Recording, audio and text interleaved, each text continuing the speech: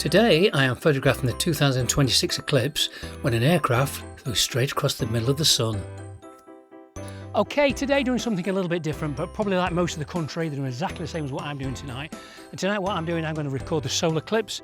It is now about 6:15, it's due about around 6:15, it's due to start the moon going over the sun, and we're geared up for it. I'll be using the OM1 and I'll be using the 300mm lens, the f4. At the moment, I've got it set up, I've done a couple of test shots. This is a test shot up here, and the test shot is 1250 ISO 200 at f5.6, I think it is, and we're getting something in the ballpark. Looks okay. There are some sunspots on it at the moment, which is different how it was the other night when I did some tests with it. So I've actually got some sunspots on it. Now this is a 300mm lens. We're going to take my filter off here now. This is a filter I made myself. I bought the filter from the filter skin or the filter foil off eBay. It was about £10, and I made a cardboard tube, put it in the cardboard tube, lined it with a bit of sponge, and it slides directly over the lens. Now, what I actually did to find the sun, I actually turned my live view boost on temporarily, so because when you look through it, it's very difficult to find the sun. So I put the live view boost on, found the sun, locked it down and lined it up, and then I set my camera up, did a few test shots, and I say we're down to 12/50th of a second, f5.6, ISO 200, and it looks about okay at the moment. So we're just waiting for the sun to come and start to eclipse. Now, as the sun comes down, it'll move across as well, so I'm going to have to keep undoing the camera and moving it and lowering it, moving it and lowering it, moving it and lowering it as the sun comes down as well, and the moon goes over it. We're thinking that should take about 45 minutes, I think. So what I'm going to do, I'm going to take a series of shots, and I'm going to do a composite of them. So I'm just waiting for it to start eclipsing, and go ahead and start sections pictures. So we'll get back in a short while. Okay, so it's now 14 minutes past 6. The moon's just started to come over the right hand side.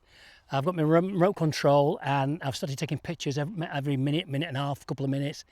I'm just going to have a quick look now, yeah, and it's just taking a little tiny half moon out the side. So it's coming in from the right hand side, and it's going to go from right to left. So I'm going to carry on taking pictures now. Just going to check them now, making sure the exposure's right, the focus is right, yeah. And as I'm taking pictures, the sun is slowly moving across the frame. That's why I've used a 300mm. It's give it a quarter size in the frame, but it's give it room to move. If I'd have put the 2 times or the 1.4, it'd be maybe half size, and I'm aiming to move my camera every 5 minutes, I would think. So I'm going to take another picture. These are only small increments, but it's moving nevertheless. It's 6:30 now. I've been running for about 20 minutes, and it's covering probably about a quarter of it now. So it's going away. It's covering it nicely. So we'll give it another 45 minutes, and hopefully it'll completely cover it. So it's now been eclipsing now for 35 minutes, and the light level is just starting to drop a little bit. When I look through the viewfinder and look at the eclipsing moon over the sun now, I would say it's probably half to 3/4 over the sun now, and the light level is dropping now to the point that I've had to lift the exposure up by a stop, just a little bit, because we're getting partial moon now. So of course in post I can bring them all back level again, but I just I played a couple back and had a look at them, and I noticed, so I thought, when we're dulling down, so I've actually altered the exposure and took it up. I've opened the exposure up. Instead of 1250, I've took it to 1,000th of a second rather than 12/50th of a second. That's just lifted it a little bit. But yeah, we're losing the light now, and it is now just gone 10 to 7, and it's still eclipsing. It's getting that dark now. I'm actually going to move the umbrella. So I'm going to roll the umbrella out of the way. So I've moved the umbrella out of the way because it was actually throwing me into shadow now. So it's brightened me up a little bit now, and I'll carry on looking through them. So I've got another quick look, and yeah, we're well over 3/4. We're at least 3/4 of the way through now. I'm going to take another shot. And again, I've moved the moon back into the top left-hand corner, because after about 10 minutes, it moves all the way down to the right corner. It's going to go out of the frame, so you have to keep moving it, because the moon and the sun are moving down the sky, so they're moving down your centre. So you keep moving it, and yeah, it's looking pretty good. So we've got 3/4 of eclipse now, and the cloud's coming in now, so you've got clouds in front of it. I will actually show one of these clips up here. See the cloud coming in now. There's only a few fluffy clouds about, so I think they'll blow over. Yeah, there's a few clouds. They'll blow over. But I don't know if you can tell by looking at the camera now, but I can now see it's getting slightly darker and darker and darker. What an eerie thing to witness, isn't it? Yeah, now look, it's well over 3/4 of eclipse now, and it's looking like the moon's dropping. So I think we're going to have a little tiny band on the top. I think that's where the band's going to be, the clear band. And that, I think it's supposed to be about 97–98% here. I'm not quite sure. We'll check when I leave here, and we'll check with the Met Office. But it's looking like they're very accurate. So I'm now going to move that into the top left-hand corner one more time. And I'm going to increase exposure again. As an observation, as the moon's going over the sun, is less and less and less of the sun, you can see significantly exposure dropping. So again, I've just had to lift it by another stop. And I'm guessing then when we get past the eclipse and start to go past and let the moon go back out the sun and let more of the sun show, I think I'll have to decrease the exposure. So that's what I'm thinking. So I'll go ahead and check that now.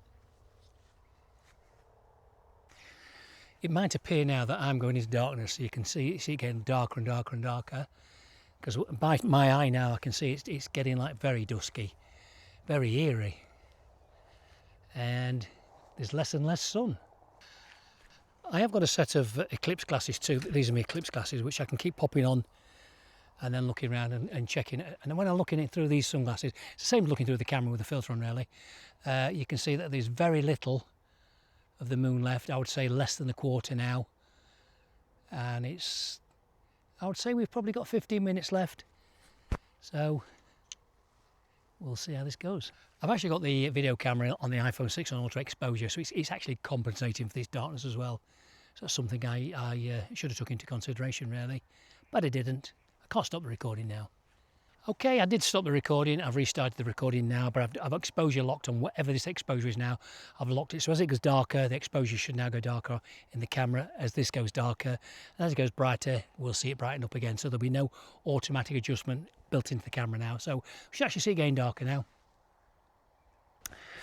I'm actually having to increase the exposure in the camera quite rapidly now. As it's getting darker and darker and darker, the bit what's showing on the edge of the sun is becoming very dull, so I'm going to keep exposing it quite regular now to try and keep all the same exposure. But of course I can adjust this back in post and get it all correct. But yeah, something else to take note of. I'm just saying that I'm actually here with my friend John. He's actually taking some photographs as well. And one thing we've just had a quick chat about is this must be really confusing to the animals. They'll be getting ready for bed, so I think it's bedtime, and then in another half an hour this is going to brighten up again, and they're thinking, what the hell's going on? So we've got no birds roosting. Quite unusually, we can only got birds going to geese, ducks going to roost. Very little activity at the moment, so I'm quite interested to see what happens. When it brightens back up again.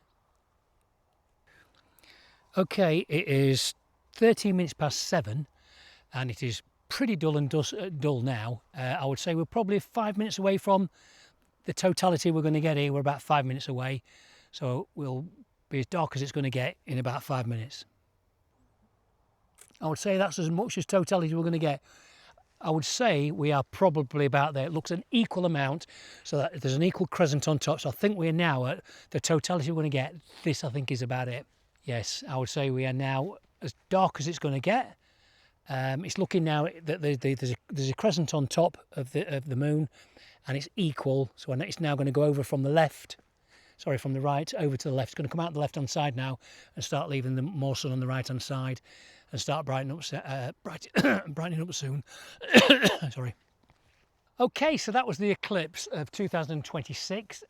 We're now in just past totality, the 97% or 96%. I'm not quite sure which one it was, but we had just passed it. We're now coming out of it.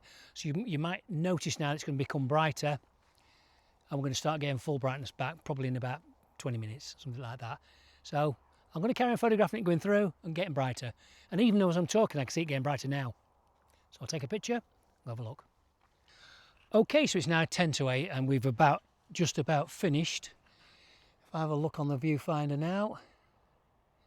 Yeah, if I look on the viewfinder now, we've only got less than a quarter for the moon to go past the sun again now. And it'll be out the other side. But while I was taking these shots here, I was very lucky. I actually got a plane going smack bang over the moon it was flying over the moon and I got it. I'm going to take you up to the back of the camera now to show you that this is not photoshopped, that I actually got this. So I'm going to take you to the camera now and show you. Okay, I've got to say that I was very lucky. Shot of the day. I was just doing a sequence of photographs, and I was taking the sequence of the moon going past the sun. I thought I heard a plane, took a shot, and this is the shot I got here. As you can see down here, if I zoom that up there, you see the plane going over the moon. So if I go down there now, look, you can see I clearly got a plane going over the moon. No Photoshop. Direct picture, no cheating. We don't do cheating. All we do is real photography. And they have a plane going directly over the moon. That was a fluke, I have to add. But, bit of a bonus, got a plane going over the moon.